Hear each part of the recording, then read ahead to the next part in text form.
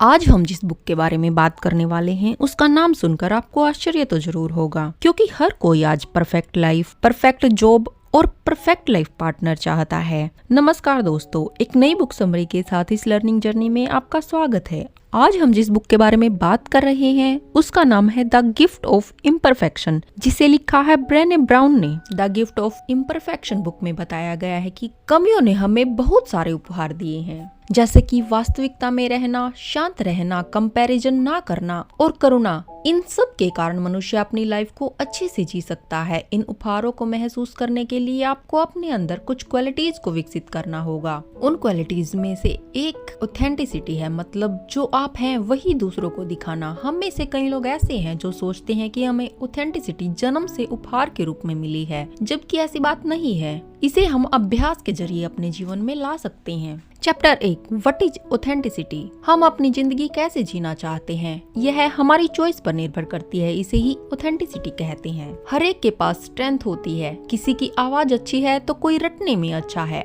आप जिस फील्ड में अच्छे हैं आप उसमें ही आगे बढ़े, ना कि लोगों को इम्प्रेस करने के चक्कर में अपना रास्ता बदले।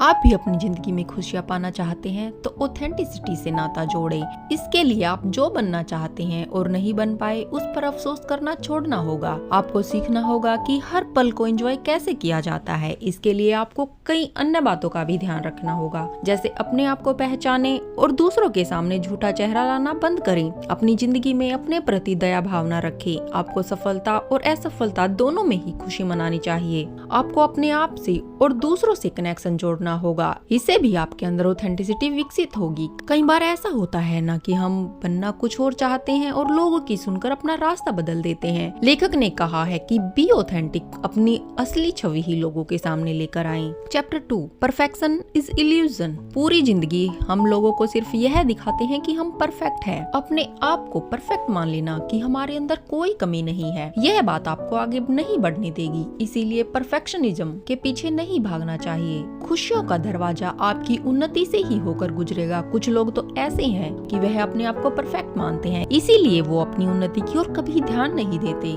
परफेक्शनिज्म एक बीमारी है। जिस व्यक्ति को पकड़ लेती है वह अपनी रियलिटी से अनजान रहता है। इसीलिए हमें परफेक्शनिज्म की जाल से अपने आप को दूर रखना चाहिए। परफेक्शनिज्म की जगह सेल्फ कंपैशन को अपने अंदर लाना चाहिए, जिससे आप अपने प्रति और दयालु हो पाएंगे और समझ पाएंगे कि आपको अपनी कमियों की तरफ ध्यान देकर उन कमियों को दूर करना है। हमें मालूम होना चाहिए कि हमारी कमियों ने हमें एक उपहार दिया है जिसका नाम है सेल्फ कंपैशन। हमें सेल्फ कंपैशन करना सीखना होगा। सेल्फ कंपैशन सीखना चाहिए, ना कि परफेक्शनिज्म। जब आप अपने प्रति अच्छे से व्यवहार करेंगे तो आप दुनिया को भी बेहतर बना पाएंगे। आप परफेक्ट किसे कहते हैं? एक व्यक्ति आपके सामने है जो मिलेनियर है। वह अपने आप को परफेक्ट मानता है, पर जैसे ही वह बिल गेट्स या अन्य प्रसिद्ध व्यक्ति को देखेगा तो फिर अपने आप को इम्परफेक्ट समझेगा। इसीलिए लेखक ने कहा है कि अपनी वर्तमान स्थिति में हमें खुश रहना चाहिए और प्रगति की ओर आगे बढ़ने के लिए हमें कमियों को नजरअंदाज नहीं करना चाहिए। लेखक का मानना है कि अपनी तुलना करनी है तो अपने आप से करिए। अगर आप भूतकाल से बेहतर जीवन वर्तमान में जी रहे हैं तो आप उन्नति कर रहे हैं। चैप्टर 3, कल्टिवेटिंग ए रिजिलिएंट स्पिरिट। तीसरी क्वालिटी जो आपको अपने अंदर लानी है वह है रिजिलिएंट बिहेवियर। इसका मतलब है फ्लेक्सिबिलिटी। इस क्वालिटी से आप मुश्किल दौर का भी सामना करना सीख जाएंगे। जो लोग रेजिलिएंट स्पिरिट वाले होते हैं वे स्ट्रेस, डिप्रेशन और ट्रॉमा से दूर रहते हैं, और जिन लोगों के पास यह क्वालिटी नहीं है वह आत्महत्या करने की कोशिश करते हैं या तो बीमारियों में फंस जाते हैं। रेजिलिएंट स्पिरिट जिनके पास होती है वह मुश्किल समय में भी सकारात्मक सोच रखते हैं। यही एक कारण है जो उन्हें अंदर से मजबूत बनाकर रखता है। जो लोग रेजिलिएंट स्पिरिट के होते हैं वो प्रॉब्लम सॉल्व करने में यकीन रखते हैं और मदद लेने में कभी भी शर्मिंदगी महसूस नहीं करते हैं। वह मानते हैं कि वह अपने जीवन में अच्छा कार्य कर रहे हैं। वो लोगों से जुड़ा रहना पसंद करते हैं और हमेशा परिवार और लोगों की मदद करते हैं। बताई गई बातों को ध्यान में रखें और अपने अंदर इस क्वालिटी को विकसित करें। Chapter 4, gratitude and Joy. अगर आप अपनी जिंदगी में खुश रहना चाहते हैं तो कृतज्ञता और आनंद आपके अंदर होना चाहिए। कृतज्ञता और आनंद ह्यूमन इमोशंस हैं। यह आपस में एक दूसरे से जुड़े हुई हैं। इन्हें अपने अंदर विकसित करने से आपकी जिंदगी में खुशियाँ आएंगी। ग्रेटिट्यूड एक ऐसा गुण है जिसे आप अपने अंदर विकसित कर सकते हैं। इसे विकसित करने के बाद आपके अंदर इंसानों और चीजों के प्रति दया भावना आ जाएगी। जिस पेड़ पर फल लगे होते हैं वह हमेशा झुका होता है का मतलब स्पष्ट है। जिस व्यक्ति के पास अनमोल गुण होते हैं वह हमेशा नर्म दिल का होता है। उसके अंदर ग्रेटिट्यूड की भावना होती है। खुशियों का माहौल हर इंसान के नसीब में नहीं होता। खुश रहना काफी हद तक हमारे हाथ में होता है। जॉय और हैप्पीनेस दो अलग चीजें हैं। आपने कई प्रसिद्ध व्यक्तियों से सुना होगा कि वो ग्रेटफुल और जॉयफुल रहते हैं। इसलिए अपनी जिंदगी में कृतज्ञता और खुशी को जोड़ें। Chapter 5 intuition and trusting faith. वैज्ञानिकों का मानना है कि इंट्यूशन एक तर्क प्रक्रिया नहीं है, यह एक मानसिक पहेली की तरह है। इसमें मानव मस्तिष्क खुद को स्कैन करता है, उसके बाद बताई गई जानकारी के मुताबिक अनुमान लगाता है। कुछ लोग इसे गट फीलिंग के नाम से जानते हैं। इसे अंतर्ज्ञान भी कहा जाता है। आपका अंतर्ज्ञान कई बार बताएगा कि जीवन में क्या करना चाहिए। आपको इस पर भरोसा करना चाहिए। इसकी मदद से आप जीवन में खुशियाँ ला सकते हैं। फेथ ऐसी चीज है जिसकी मदद से आप उन बातों पर यकीन कर सकते हैं जो आपने सुनी नहीं है। फेथ के कारण ही हम लोगों के नजदीक आ सकते हैं। जिम्मेदारी या रिश्ते विश्वास के कारण ही जोड़ पा रहे हैं। आपको विश्वास रखना है कि आप अच्छे हैं। Chapter 6 creativity. क्रिएटिव होना अच्छी बात है। कोई भी इंसान जन्म से ही रचनात्मक नहीं होता। दो प्रकार के लोग होते हैं, एक रचनात्मक और जो दूसरे प्रकार के लोग होते हैं वो अपनी क्रिएटिविटी को इस्तेमाल नहीं करते। इसी कारण वे भय और दुख में फंसे रहते हैं। अगर आपको भी जीवन में खुशियाँ चाहिए तो क्रिएटिविटी को अपने जीवन में लाना ही होगा।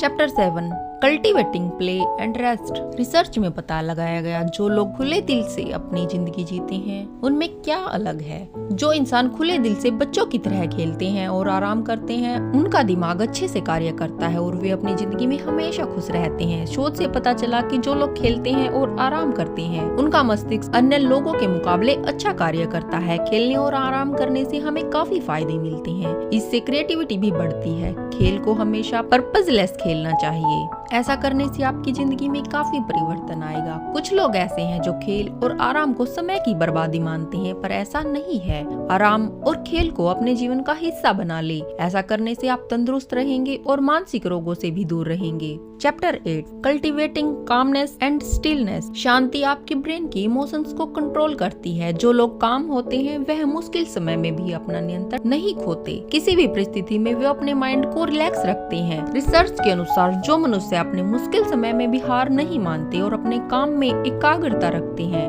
वही सक्सेसफुल बन पाते हैं। स्टिलनेस, जितना आप इसका उपयोग करेंगे उतना ही आपके लिए बेहतर है। आपकी पर्सनैलिटी में पेशेंस होना बेहद जरूरी है। यही कारण है जिन लोगों के पास यह क्वालिटी है वह जो चाहते हैं उसे पा लेते हैं। जिन लोगों के पास यह क्वालिटी होती है वो दिल से खुश रहती हैं। Chapter 9 cultivating meaningful work. हम कैसे सोचते हैं, हम कैसे समझते हैं और कैसे हम काम करते हैं, इन सब का एक अंदरूनी कनेक्शन होता है। बहुत महत्वपूर्ण है कि जो हमारी चॉइस है वह बेस्ट हो। खुशियों के रास्ते पहुंचने के लिए बेहद महत्वपूर्ण है मीनिंगफुल वर्क अपने लिए ढूंढना। यह कार्य भी आपको करना होगा क्योंकि कोई नहीं बता सकता कि आपके लिए मीनिंगफुल कार्य कौन सा है। मीनिंगफुल वर्क करते समय अपने साथ ईमानदार रहे। आपको अपने साथ झूठ नहीं बोलना है। अपने आप से पूछे कि आप कौन सा काम कर रहे हैं, आप यह काम क्यों कर रहे हैं। इस कार्य में आपका ग्रिड है तो आप आने वाले समय में उसके भुगतान के लिए तैयार रहिए। खुद से सवाल करें। ऐसे करने से आप खुद की नजरों में तो बेहतर बनते ही हैं, साथ ही लोग भी आपकी ईमानदारी की तारीफ करने लगते हैं। Chapter 10 cultivating laughter song and dance. Mark Twain ने कहा है कि ऐसे नाचो जैसे कि आपको कोई नहीं देख रहा हो। ऐसे सिंगिंग करो जैसे कि आपको कोई नहीं सुन रहा हो। जिंदगी ऐसे जियो जैसे कि स्वर्ग में जी रहे हो। मेडिकल रिसर्च कहती है जो लोग लाफ्टर सॉन्ग और डांस को इग्नोर करते हैं उनके दिमाग में बुरा असर होता है जिसके कारण वह बुरा महसूस करना शुरू कर देते हैं। इसके लंबे समय तक चल रहे प्रभाव आपको दुखी रख सकते हैं। साइकोलॉजिकल रिसर्च के दौरान पता चला है कि लाफ्टर सॉन्ग और डांस इमोशनल और स्पिरिचुअल कनेक्शन हमारे ब्रेन के साथ जोड़ता है। इसी के कारण ब्रेन नर्व शांत रहती है। अगर आप अपनी जिंदगी में पीस, हीलिंग, हैप्पीनेस लाना चाहते हैं तो आपको लाफ्टर सॉन्ग और डांस की मदद लेनी होगी। और इन्हीं लर्निंग्स के साथ ये बुक समरी यहीं समाप्त होती है। वीडियो को लाइक और चैनल को सब्सक्राइब करना ना भूलें। मिलते हैं नेक्स्ट ऑडियो बुक के साथ। तब तक अपना ख्याल रखें, खुश रहें, मस्त रहें।